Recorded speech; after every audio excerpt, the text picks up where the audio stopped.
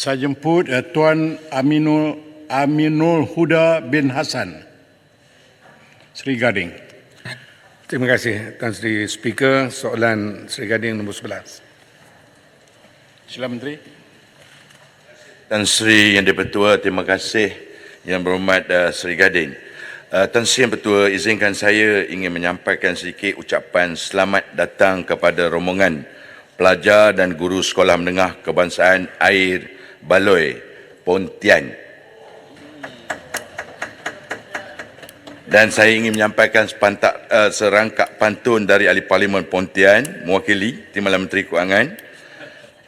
Cantik pakaian kain linen, dipakai pasangan Sri Anak Dara. Selamat datang ke Parlimen, tempat perundangan tertinggi negara. Terima kasih. Untuk makluman Yang Berhormat, projek pembinaan pembahagi jalan dan pelebaran jalan di laluan FT 050. Ada pembetulan sedikit soalan Yang Berhormat FT 150 tadi. Jalan Batu Pahat Air Hitam Keluang dibagikan kepada 4 fasa, iaitu fasa pertama, fasa kedua, fasa ketiga A dan fasa 3B. Telah dimohon dalam rolling plan keempat Rancangan Malaysia ke-12 dan tertakluk kepada kelulusan di pusat.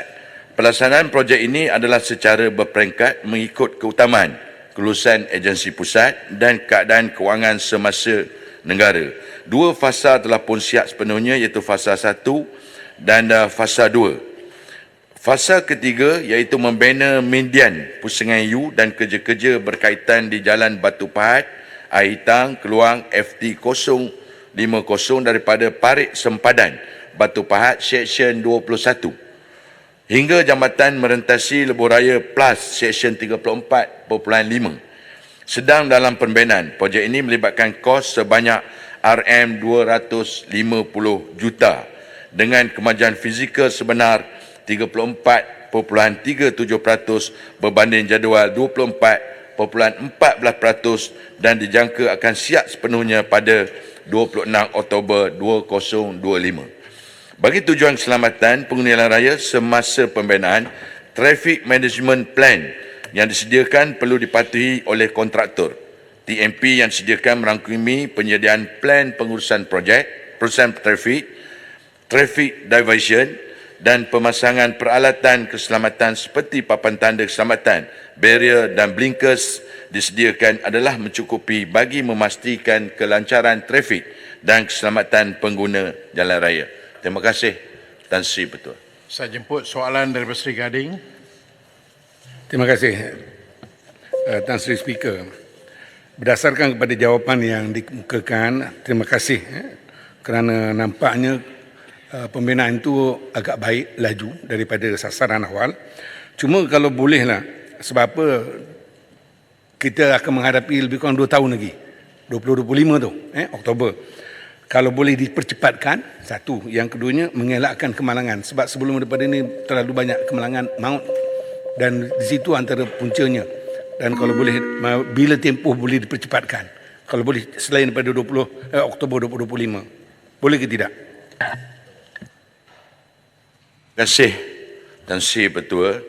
Sebenarnya, untuk makluman Ahli Yang Berhormat di dalam Dewan ini, kita di Kementerian Kerja Raya sebenarnya mempunyai 722 projek dalam pembinaan dan ini soalan yang sering dibangkitkan oleh Ahli Yang Berhormat.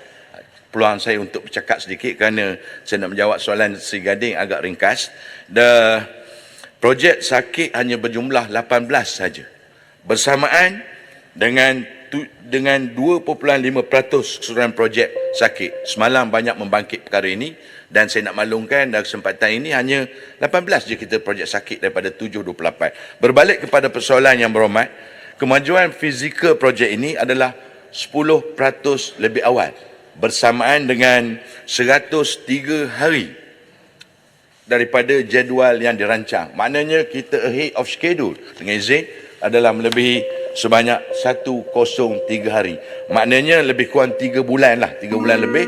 Berartinya kalau dibanding dengan tarikh siap sebenar, maka Yang Berhormat Seri Gading akan memperolehi setakat hari ini boleh memperolehi awal 3 bulan daripada jangkaan. dan kita doakan supaya ia akan berterusan mengatasi tarikh yang sebenar. Terima kasih Tan Sri Ketua. Tan Sri. Ya, saya jemput.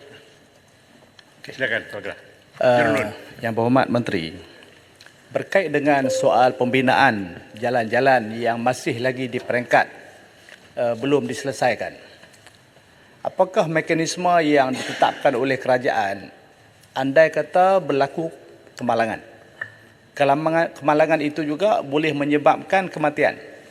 Apakah pendekatan yang boleh dilakukan untuk menyelesaikan tuntutan oleh waris kalau berlaku kematian atau kecederaan disebabkan oleh pelanggaran kontraktor yang ditetapkan oleh SOP dalam menyiapkan jalan-jalan yang dilakukannya? Sikit. Sila Menteri. Terima kasih Yang Berhormat Jelun. Sebenarnya dalam sistem pembinaan kita di pembinaan sewaktu menjalankan kerja, syarat utama kontraktor itu mestilah meletakkan insurans kepada projek tersebut, iaitu dia masuk dalam prelims, kerja-kerja awalan dalam syarat tersebut. Maka dalam insurans itu meliputi segala-galanya, termasuklah kecederaan sewaktu pembinaan. Dan perkara berlaku kemalangan sewaktu pembinaan, kita biasanya dalam pembinaan ini kita divert jalan dan sebagainya, mengalihkan persimpangan jalan. Dan ini sering berlaku sebenarnya kemalangan kerana sistem itu dah berubah. Maka dalam hal ini sebenarnya kita melihat kepada keadaan situasi di tapak tersebut.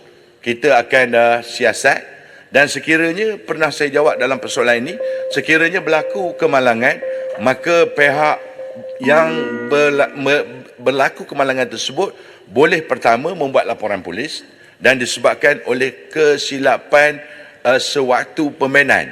Dan kita akan ada jawatan kuasa yang meneliti, dan sekiranya benar apa yang berlaku, maka insurans itulah digunakan boleh untuk membuat pembayaran kepada mereka yang berlaku kemalangan tersebut. Terima kasih Tan Sri Ketua.